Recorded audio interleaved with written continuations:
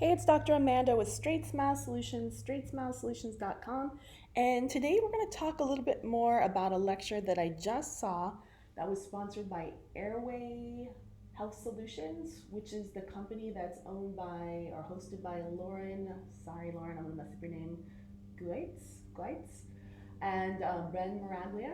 It was a really great lecture that I attended yesterday, August 18th, and I believe Kevin Boyd was the guest lecturer.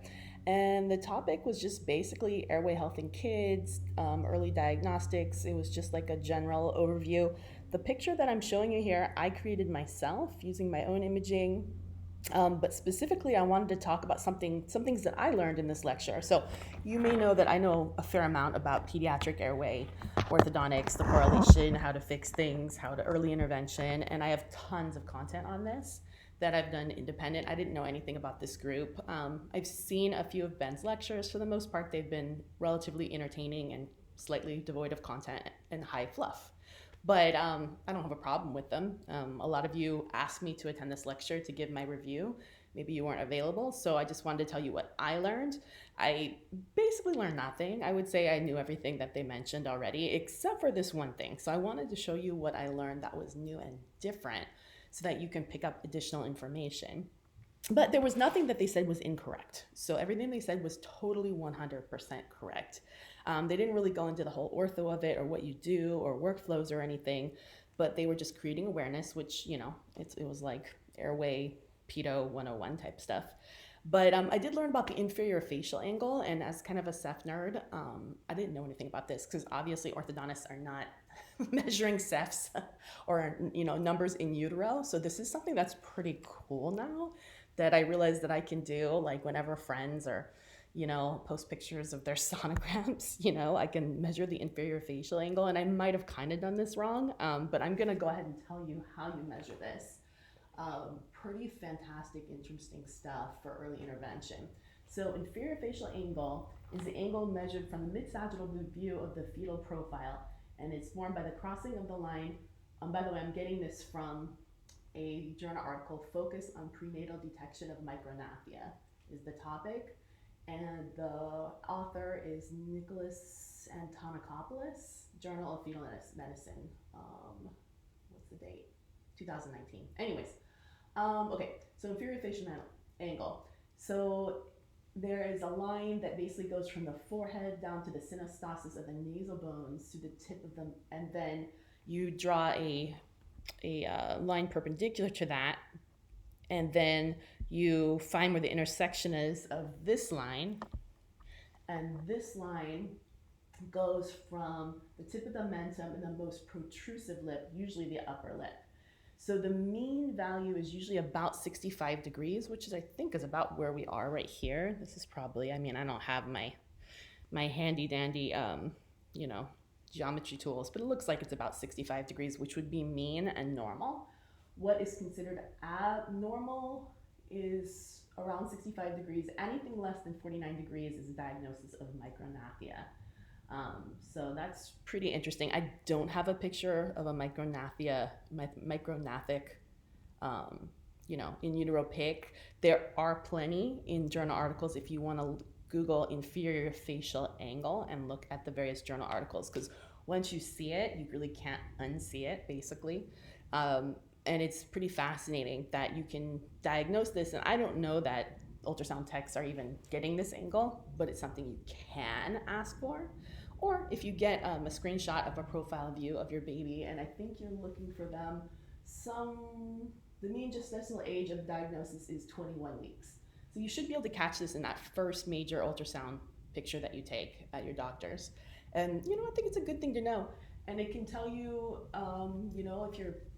if the child has a risk of different syndromes like Pierre-Robin and other syndromes that definitely, show or produce small mandibles and airway issues. So I thought it was pretty fascinating. Didn't know anything about that. And this research is also by Guimeno, who's a really reputable, I believe he's at Stanford, researcher.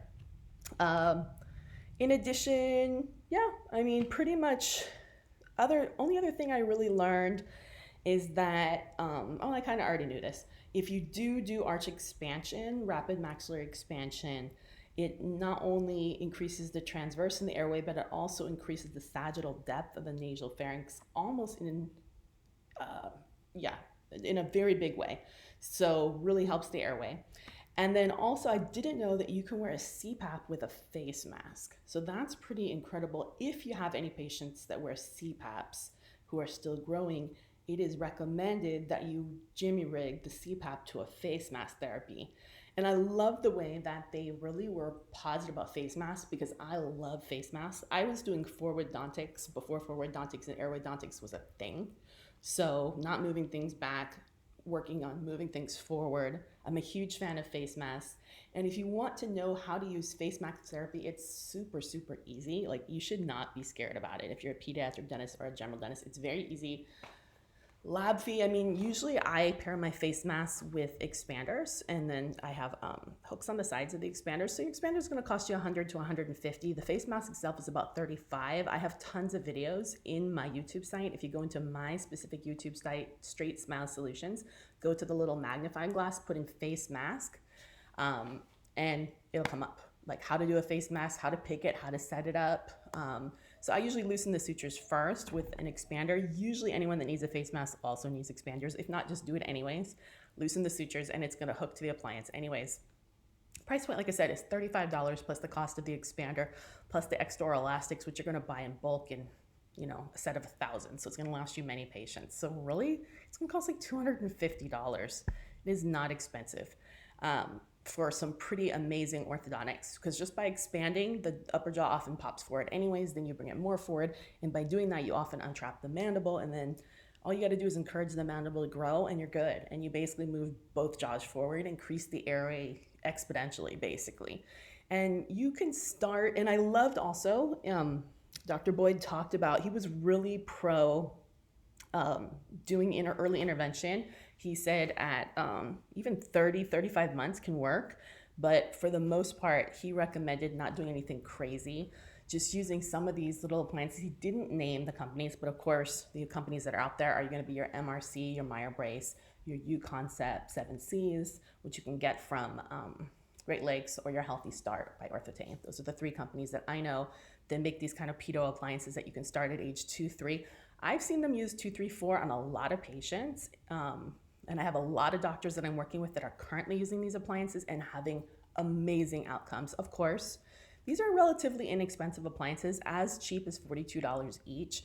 You will run through quite a few, but the one thing that they didn't really talk about, and I kept asking questions and they weren't really answered, was, do you bill insurance for this? Do you not? I mean, because I do know that was the main question that my doctors had for me to ask, and I didn't really get answers. So for the most part, my understanding is that you really can't bill insurance for that.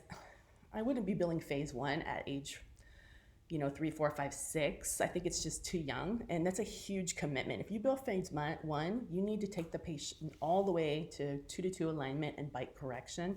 That could be like a 5-6 year commitment for like $1,500. So that's a no-go on my end. I recommend that you offer it to any patient that looks like they need it, starting at age 2, 3. It could just be a habit appliance. Most of these patients also have habits, or you can just use it as, a lot of my doctors just call it pre-orthodontic therapy. They charge somewhere between $300 and $500.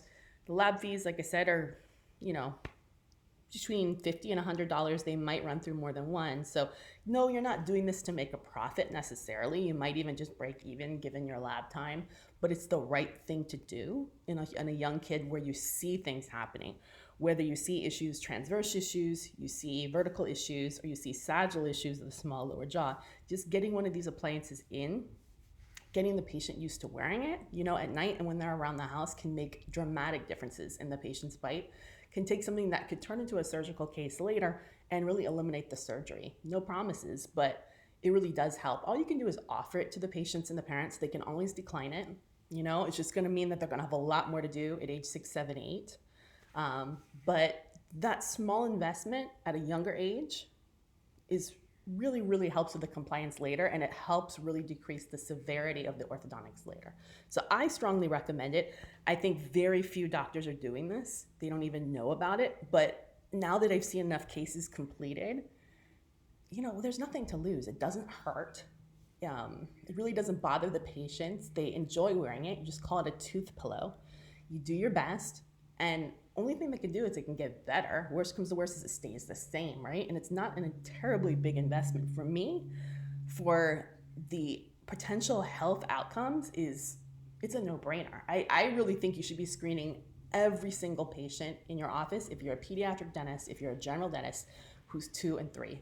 That and I loved that on this lecture with Kevin Boyd and Lauren and Ben and such, that they did kind of poke fun at the orthodontist not even being willing to see patients till age 7, which was always a huge issue with me, right?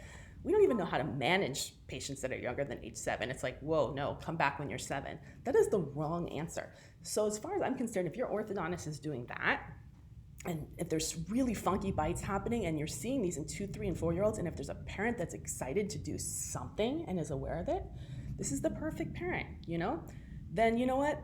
Their loss is your gain. You can start it in your practice, and most likely you're probably going to get the phase 1 if you do the pre-orthodontic, because most people who need pre-orthodontic are going to also need phase 1, and they're also going to need phase 2. So that's potential 3 different orthodontics in one patient. You're probably also going to get the siblings, and you might even get the parents.